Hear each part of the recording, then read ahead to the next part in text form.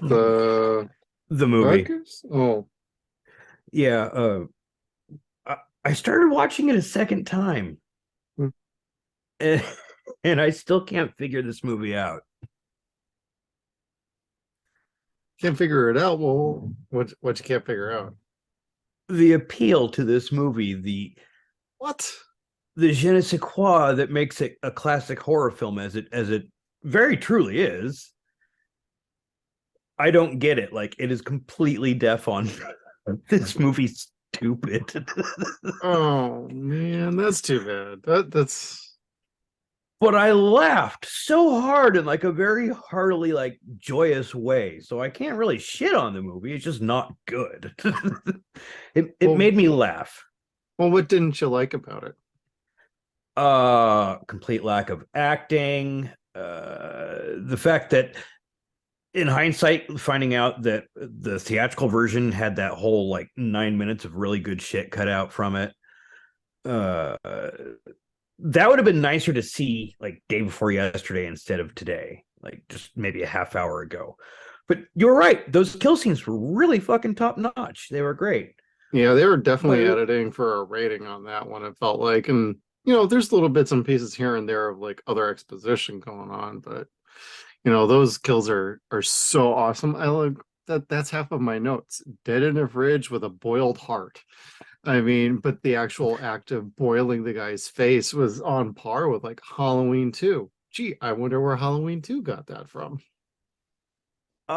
yes, there is a lot of like table swapping or like plate swapping here with the different movies. I don't think they uh were ripping each other off. I'm just saying I think great minds were thinking alike because Halloween 2 came out the same year. So oh, sure. they all had like the same kind of, hey, let's get creative. Let's do boiling face deaths. It's kind of like when, Volcano comes out the same year Dante's Peak comes out. Well, they both had the same idea of a volcano in it. That's about where the similarities end. Kind of like Halloween 2 versus like My Bloody Valentine. Yeah, yeah. There's always movies like that where there's a similarity, but one's always superior to the other in a usually a broad way. Yeah. But I cannot say this was any better or worse than Halloween 2, because I mean even that's campy and cheesy. Well, there's, And this is I guess my question to you is, was this meant to be campy and cheesy fun? of course, Okay, because then because the otherwise, town in and of itself is a cheese fest. And in a certain way, it has its particular charm to it, where some of the characters are not so grossly over the top. Some are pretty much, as you would expect some people to act, and some are just crazy. And that's typical of a yes. small town. And Valentine's Bluffs is definitely that. Well, you didn't like the name of the town either. It was like my 9-year-old sister wrote the fucking plot for this movie.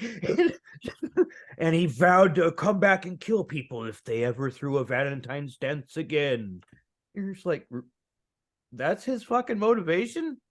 Like, or his stipulation, like, you can do whatever the fuck you want, but I'm going to come back and kill people if you throw a dance. But as you find out at the end of the movie, it really wasn't him. So all of that was just kind of a big red herring. Yes, but I'm sure had this become a franchise, that would have been a thing. Like, Well, then clearly you haven't seen the reboot, remake, reboot, requel. I don't know what they call it, but like even the reboot from a few years ago with Jensen Ackles in it, that was kind of a reboot, but also a sequel at the same time. So that really uh, played into the Harry Warden vibes and whatnot. I didn't watch it because I didn't want to say, well, why was this one better than that one? Like, the fog is kind of that way. Like, one's better in one way and the other's better in another way. And like Yeah, the story to the original was much better than the sequel, but the special effects to the sequel are going to always be superior to the original. Jesus Christ, the one with Jensen Ackles is like night and day difference with practical effects. Like they totally went really whole hog, but if somebody could go back and like clean up the footage for the deleted scenes, because even put back into the director's cut, which I have the Scream Factory edition, it's still just as rough as the original Blu-ray copy of My Bloody Valentines, but My Bloody Valentine. But the footage is rough, so every time you go from the movie to one of those deleted scenes, it's a shark jump. Like it it literally will take you out. It's like it's clear as day where the beginning and ending of that scene was cut and where the other footage goes. So it's completely hilarious. This is, I wouldn't say like this is the most classic of all slasher films, but I feel like it's a bit underrated because nobody really talks about it except around, say, Valentine's Day or like hardcore diehard fans of the movie. But the movie does have its charm to it. It's wacky. You gets you guessing a little bit. So there's a little thought put to this, but it's largely by the end of the movie, you kind of were figuring out it was one of two choices anyway, with the red herring being Harry.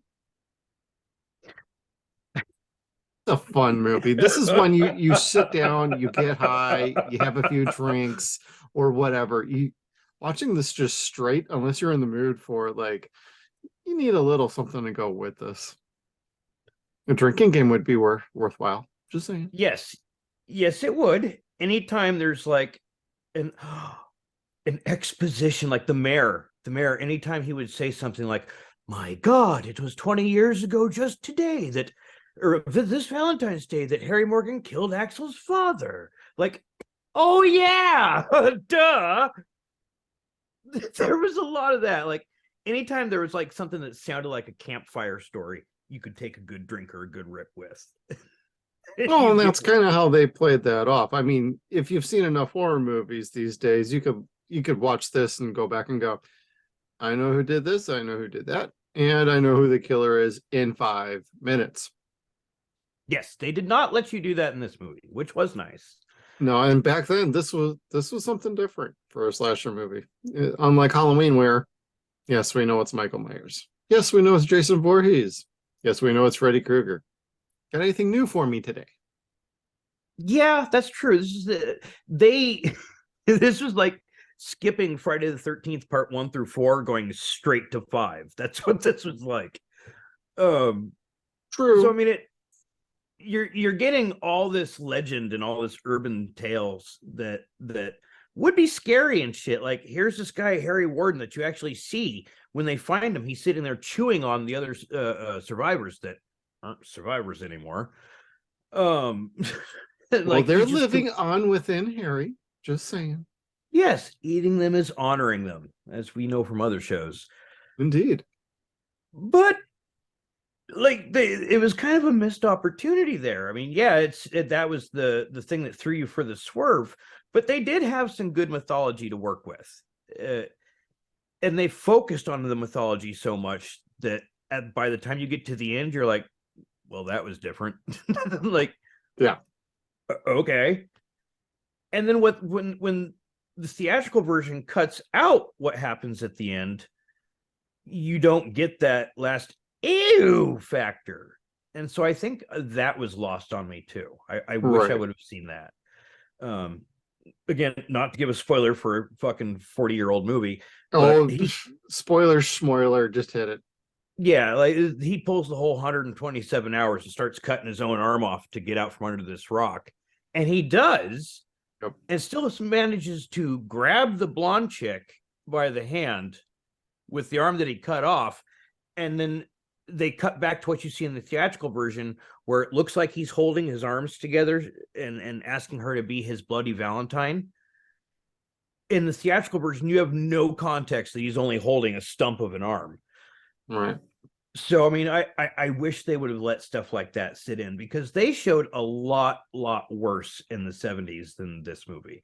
There was a lot worse going on in 1981 than this movie. This was not an offensive film. It was not a completely gory film. It was a cheesy enough gory film to where it was enjoyable. Like a lot of practical effects, like you said. All of the latex makeup effects were fantastic. I will give it that. Mabel falling out of the dryer after being in there on high for an hour or so was pretty fucking impressive. Oh, and the reaction from the sheriff was priceless. Like, he just wanted to throw up, like almost on the spot. The sheriff was the only cop in town, and he didn't have a badge. Yep.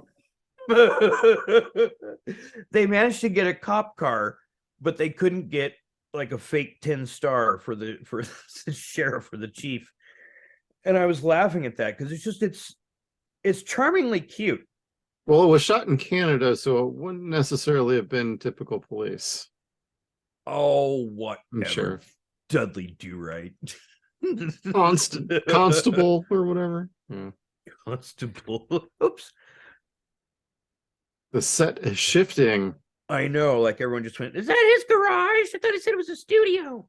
Yeah. Well, hey, you got the guy in the mask right behind you. He could be coming out of the side of the garage. That's true. Okay, so Harry's look is actually really cool. Like it's pretty iconic with this film. This is the big tag. Like, it's on the freaking Blu-ray covers, it's on the DVD covers, it's on the movie posters. That's what sold this. And he's holding a freaking like chocolate-filled heart, which probably has a real heart in it. Yes, I'd imagine so. Well, quote unquote real. Well, yeah.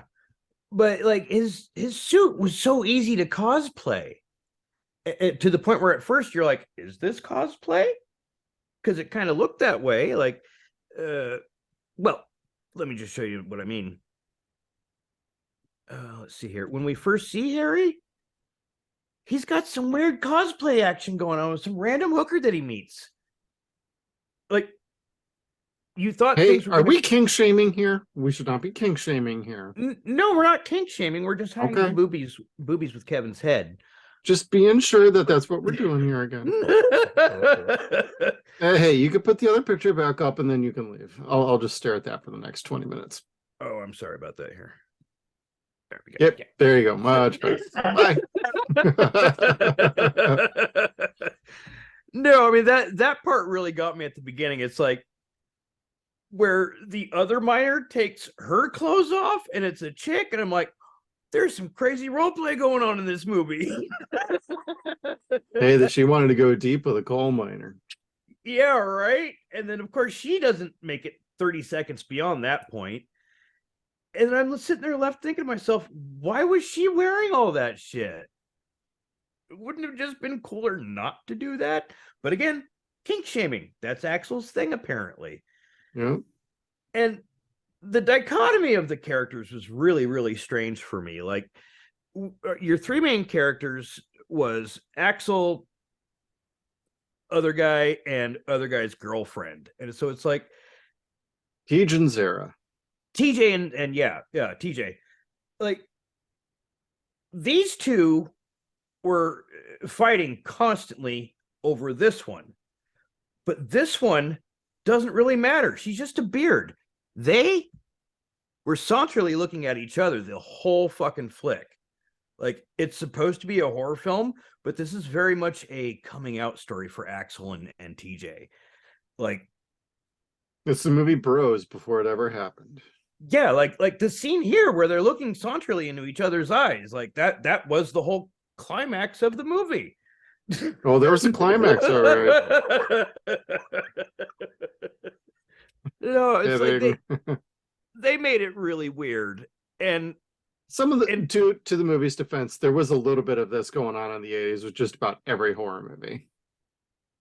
You could look at Halloween 2, and the two EMTs were a little bit like that too. Not to this extent, but there was a little bit of that going on with there too. Oh yeah, sure. And I kid, but like you do see little things like this where you're like, why are they playing grab ass in the locker room? Like, those fuckers over there are like snapping each other in the balls with towels. That's not okay. That's dangerous. Yeah, they must have read the script to Revenge of the Nerds, and they're like, hey, we could do this better than Ogre can. Like, I was waiting for fucking Shawn Wayans to come out and go, come on, y'all, come get Uncle Ray Ray. But this is the South, so there were no black people. This movie was just, it was very high. Like, it was a racist movie as fuck, speaking of which. And I don't mean like they were pointing fingers at black people, they were pointing people's at any persons of color. They were like caricaturizing the whitest of white bread that you could possibly find in the 1980s Right. and 70s. To the point where it's kind of like, my godmother says I'm 1/3 Mexican. Not like these guys over here. No. Like, Nope. they were silly. They were grab ass to the point of being silly. And all kidding aside, I thought I'd read in the synopsis just before the movie started that this was a high school dance that was being put on, and that's what the killer was doing. And so when all these minors get out of the shower, get done, doing their little grab ass thing and snapping each other in the balls with towels, they go to the dance hall and immediately start making out with what I assumed was all these high school girls. I'm like, oh, what the fuck am I watching? Well, this is a mining town, so you had everybody of almost every age working this, or they were working in the town proper. Yeah, kind of like it I felt like kind of like an ass, but I really read that wrong. And you see this big guy with the long fucking like Hulk Hogan type mustache, and he Yeah, the grabs his handlebar mustache, yeah. yeah, and he just like sticks his mouth in this other chick's face, and it's like, where's your mom? Where's your mom? And are you trying to date my mom and me at the same time? Yeah, it was 30 years before American Pie. It was, but the side cast on this, they were pretty good. You can't say stupid, horny teenagers because they were like young adults, early 20s or what have you. Oh, yeah, they played it a little differently than a teenage cast probably would have. Yes, they're all like everybody is the crazy asshole that's in every single Friday the 13th movie. Like, so it's like you can't feel bad for anybody that dies because it's always that one asshole that Jason goes after. Where you're like, oh, thank God, I was afraid he was never gonna go. That's this entire cast. Like, yeah. You can't feel too bad for anybody that does get killed. Not just because it's fun, but because the character's really stupid in general. Well, that's kind of typical of the age range. Just saying, we were all stupid at that point. Yes. Yes, we were. And we're children of the 70s and the 80s, largely the 80s and 90s, most of us here on this podcast or show. We like to maintain that the Power Rangers were after us. That's where we are. They technically were at the right age for me, but I could not get into them. No, they interrupted. My younger cousins were totally into it. Me at that age, nope. I was give me my turtles or get the hell out. My brother was totally into the Power Rangers. And I bring that up because my brother always tells me when he sees a movie that's scarier than shit. Like The Ring was scarier than shit, scared him worse than The Exorcist. And I went to go see this movie, bought this movie on DVD, thinking that this movie was going to kick some ass. The Ring is one of the worst and most boring films I've ever seen. Like, the Japanese version is so much better. That's what I hear. Like the sequel to The Ring was better. Oh, yes. The plot of Scary Movie 3 is better than The Ring. Ooh, boom. George Carlin explains that she's pissed off and evil because she accidentally rented Pootie Tang. Somebody calling the laundromat. There was just another third-degree burn on this show. But I bring that up because my brother really, really likes the remake. And I honestly cannot remember what Sean had said about the original. And I know he'd said it, and I know he told me something specifically about it. Yeah. But between me holding the ring over his head still and probably weed, I just don't remember what the fuck it was. But I do know that he loved the remake of it a lot. Like, went out and bought it, got the 3D version and everything. Okay. Which I would actually not mind seeing the 3D version. Like, 3D horror would be cool. Oh, for Valentine's? My Bloody Valentines? Yeah, I may end up picking it up just because.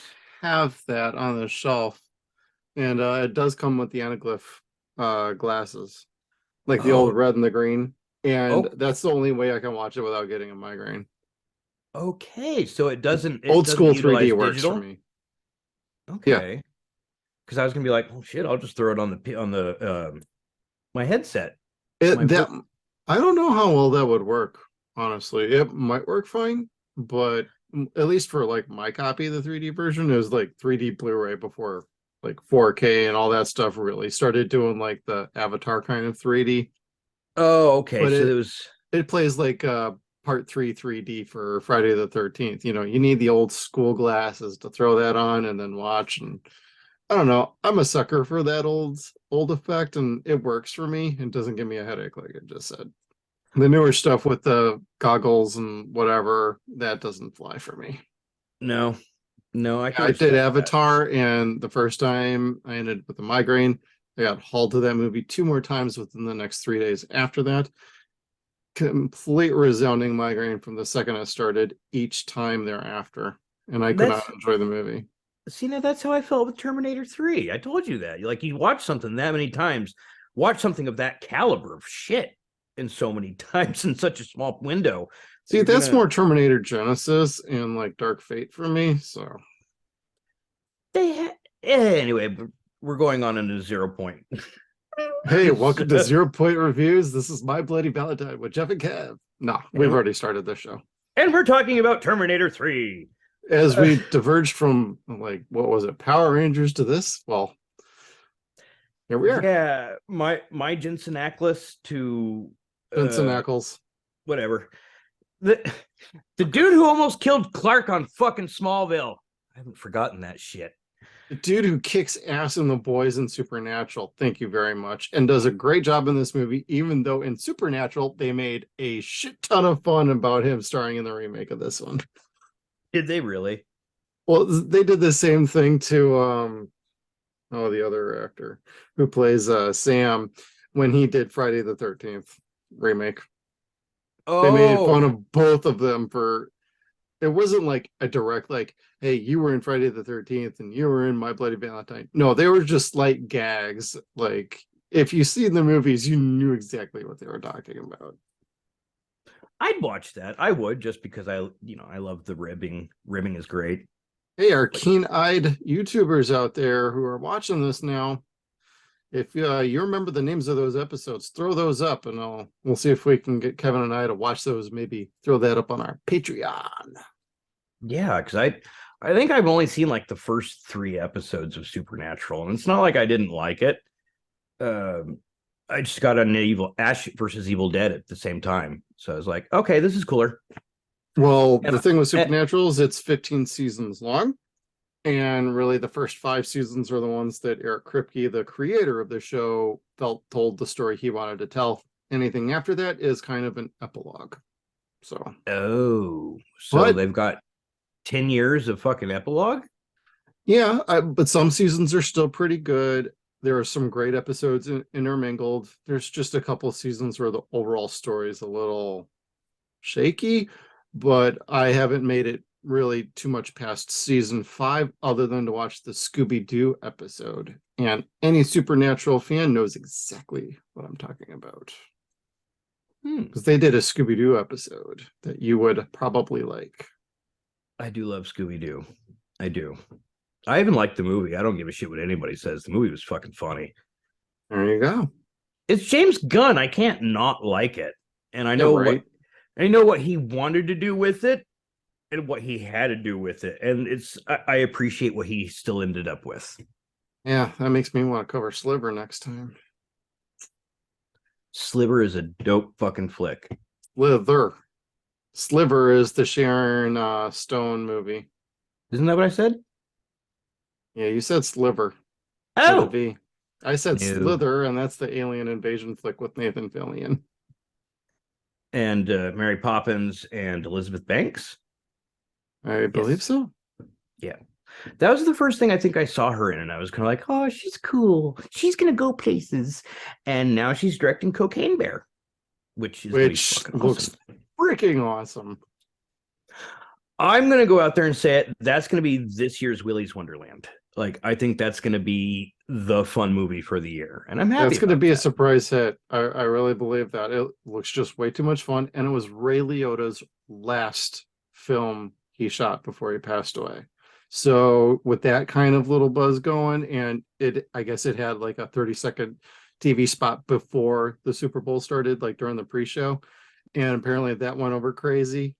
Well, and so, hey, you just got in front of an audience of at least 30 million people before the actual game started. So, Yay for granny panties. That makes me happy.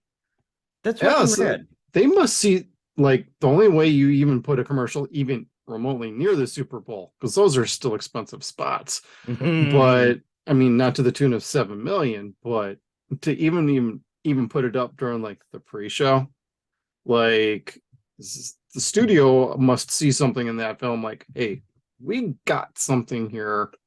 And it's, I think, is it Universal Studios or Universal? I think so. And they're the supporters of Blumhouse. So, and his last couple Blumhouse flicks have been money.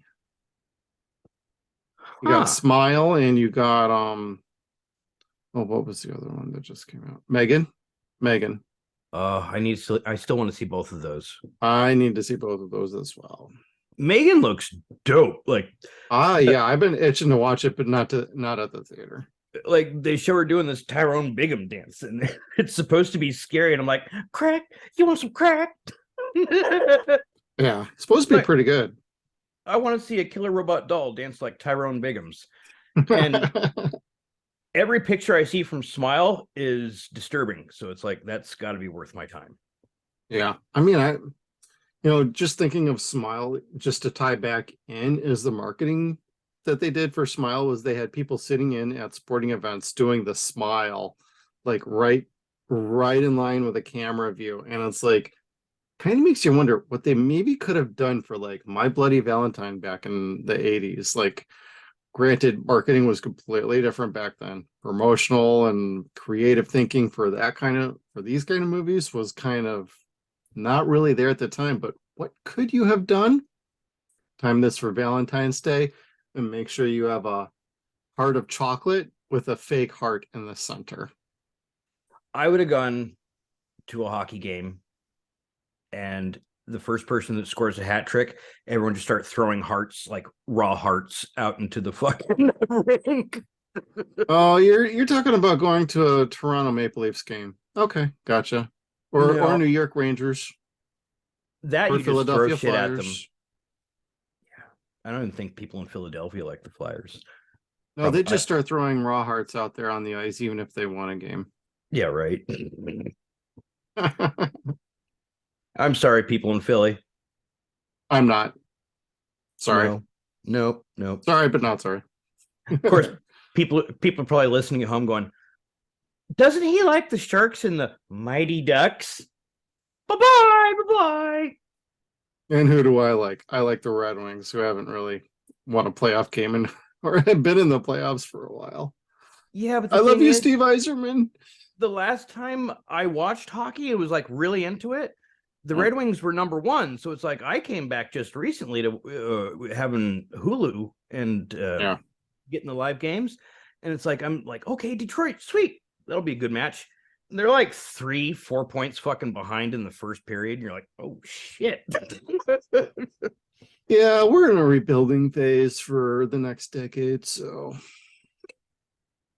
But hey, I'm now in Arizona, so maybe I'll just get myself attached to the Coyotes. So Coyotes aren't bad. They're not Coyotes. But I would give anything to see like just a Valentine's Day promotion of people just like throwing cattle hearts or pig hearts out into the fucking ice. That sounds something like if like Valentine's Bluffs had a hockey team, if they would do that at a hockey game on Valentine's Day, even though I don't know that, I think that'd be hilarious too.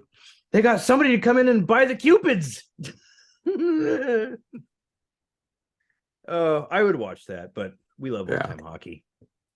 So, but this movie, I did not dislike this movie. I cannot stress that enough. I did not like this movie though. At the same time, it's like it's fun, but I think it's kind of like where I was just a little bit too old or past when I saw People Under the Stairs. I was kind of like, I thought this was going to be such a better flick, and they had that whole string of movies. Well, there was that time period where it's like, okay, Friday the 13th is selling, Halloween is selling, Silent Night is selling, April Fool's Day is selling. It's like they had to have a holiday killer movie for every single fucking one. Don't forget Mother's Day. Mother's Day. And Eli Roth is finally getting around to his Thanksgiving killing slasher flick that he did for Grindhouse. Really? Yep, he's That's actually cool. going to be shooting that pretty soon if it hasn't started already. Which there was no Thanksgiving horror movie until that trailer happened, and then after that, then we got Thanksgiving, then we got whatever Troma did. That wasn't Poultrygeist. Oh yes. Yeah. It's not sheep, or it's not sheep, it's not turkey, but black sheep. It's not sheep. Bah. We're going back to bestiality jokes. I'm sorry, kids. I'm sorry. No, you did that by just saying that right now, not me. No, there is a lot of bestiality jokes in the movie Black Sheep. Like the guy that turns into the were sheep at the end basically gets his junk bit off by a sheep. And how did that junk get in that mouth? Watch Go the back movie. to go back to the boobs. We're good. Oh, those are man boobs. Never mind. A little too nipply up in here. Ding. Kicking this goddamn thing. I apologize, people at home. But like they they put it out so this would happen on Saturday the 14th, because of course Friday the 13th that year was February 13th.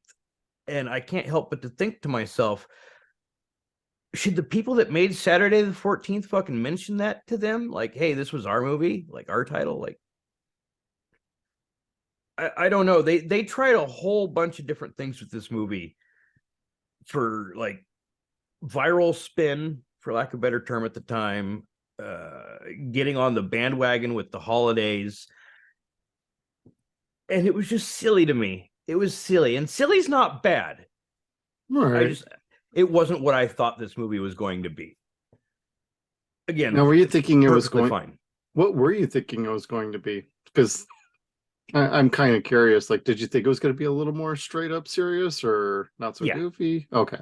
I expected more along the lines of the first Friday the 13th. Oh, I could have told you that's not going to happen.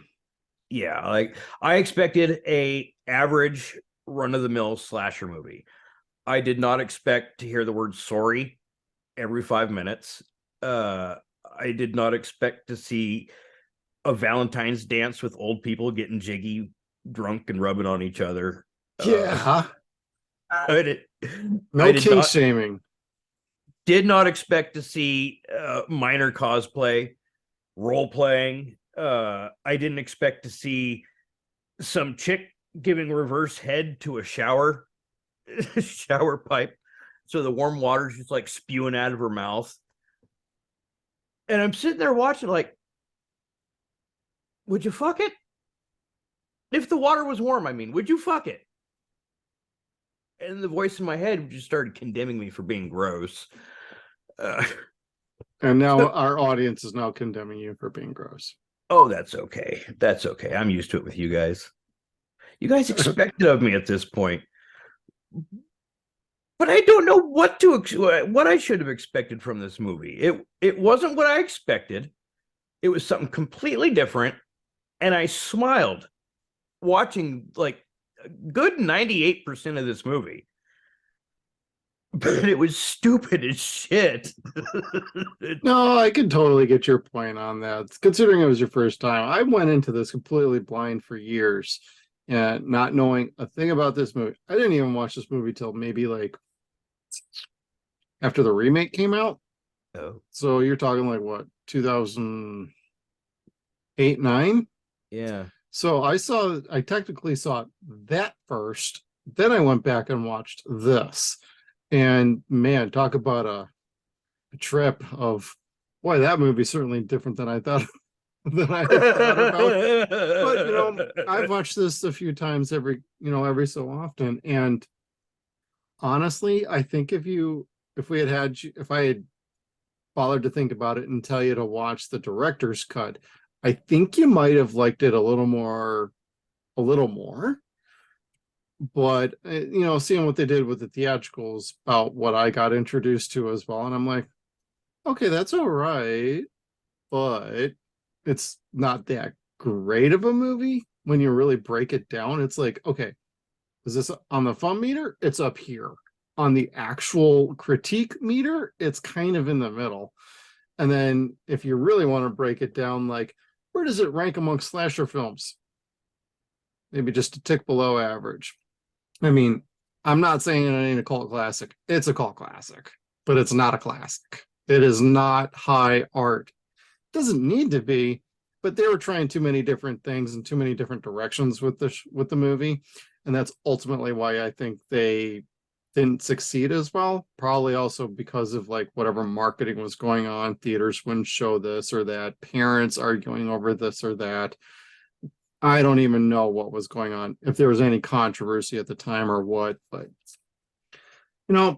it's a fun movie. That's really all there is to it. And hey, if you're a big fan of this show, I keep saying show because I'm thinking like Supernatural, but if you're a big fan of this movie and or of the remake or both, hope you are sticking around, because later tonight, even though we are recording this ahead of time, but as of February 14th, the fan film Valentine's Bluffs is going to be debuting on YouTube for free for everybody. So be sure to check that out. It is a bit of a follow-up. It has some returning cast from the original movie. So I would recommend checking that out. And also, if you end up liking that, I'd also keep an eye on the creators of that, because they might be putting out a physical media release to help cover expenses. As a fan film, you can't make a profit off of it. So it's basically you're going to be paying for the disc, and anything above that probably will be going to a charity of their choice. If they do that, they'll announce that enough ahead of time. But keep an eye out, because there is a brand new fan film coming out. And as we've seen with some fan films in the last few years, some are pretty good, some are pretty bad. So I guess we will see how this one turns out. I've never been sold on fan films until you showed me Don't Hike in the Dark, Don't Hike in the Woods, Don't Hike Alone, Never Hike Alone. Yeah. Vincente, I am sorry. I have educated him so many times, dude. I know. But it was a really good movie. I liked it. It was better than anything beyond part 6 or 7. There's some other good ones, like Friday the 13th Vengeance. Jason Rising's not bad. I know there's another one. I'm trying to think what the other one is. There's like 4 or 5 of them, but there's only a couple that I'm like, Never Hike Alone and Jason Rising and Vengeance are pretty sweet to me. I dig that. I even liked the fan film that Thomas Jane made about the Punisher doing his laundry. Oh, Dirty Laundry. Yeah. That was cool. But yeah, I mean, it's like most of them that I've seen don't really hit, but those did. So I hope this will be the same thing. I'll sit and watch that with you tomorrow night. I don't care. Yeah. I'm actually morbidly curious to see what they're going to do 40 some years later. I know. I supported this on Indiegogo, so I kind of helped financially support it, and hopefully one day I'll actually get the Blu-ray. I make a joke because there's some Indiegogos from years ago that still haven't supplied their goddamn Blu-ray to me. Thank you, Iron Sky Part 2. Motherfuckers.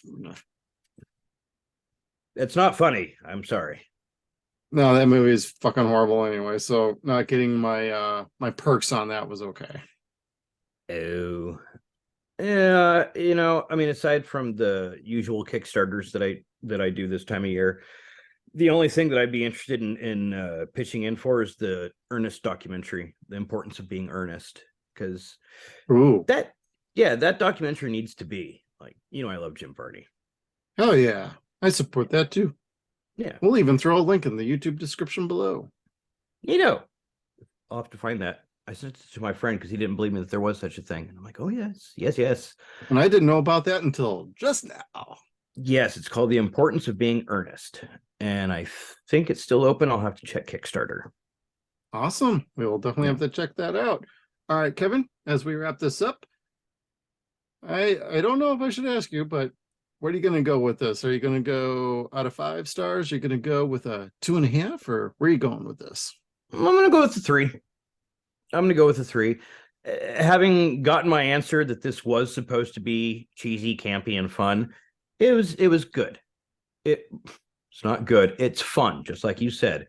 Yeah. It's not a good movie. Don't go in there expecting it to be like Friday the 13th or Nightmare on Elm Street or shit, half of anything else that came out in the 80s. This is more like Hobgoblins in a way, where it's a little self-aware. Yeah. But you find yourself smiling throughout the flick.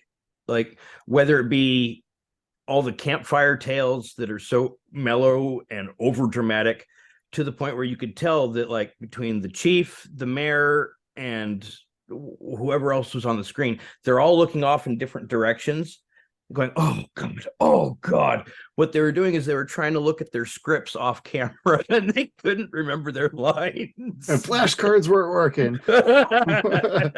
So that's what you're going to want to expect with this movie. So if this is your thing, go watch it and have fun. Absolutely. I'm going to rate it just a tick higher. I'm going to go 3.75 on this. I'm not going to quite give it a 4 because I'd love to see largely a better version of the director's cut and a better picture quality if they could do it. I have my doubts, but I think because based off of just the director's cut, I think there's a better movie to be seen. The theatrical abbreviates a lot. It takes away a lot of the fun in the gores and the kills and just an overall feel of this movie can get downright dirty at times with their nasty little kills. So that's why I would rate it 3.75. I think there's definitely a charm to the movie. It's a fun movie. Just don't go looking for a classic. But to your point, I'm just going to go ahead and say this doesn't have to be this is not A level.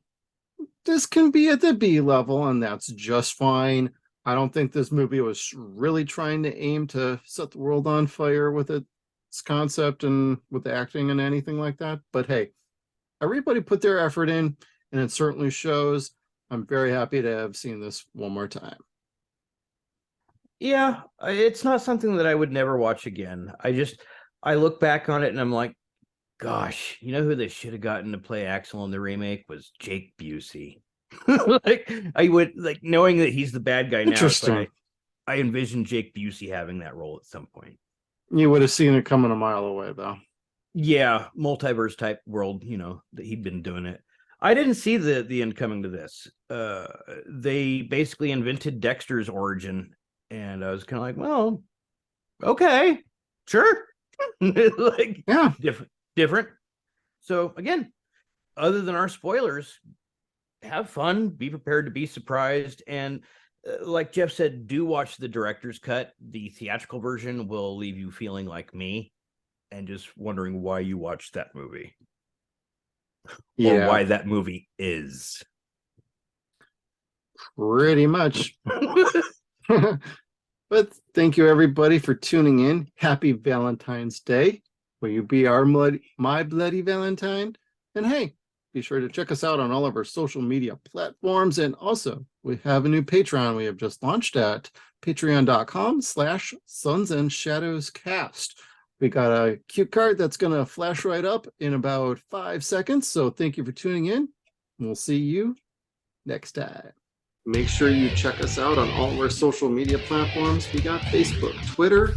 We are at Suns and Shadows. We're also on Instagram at SunsAndShadowsCast. We are at SunsAndShadows.com. Thank you again, everybody, and we'll see you down the road.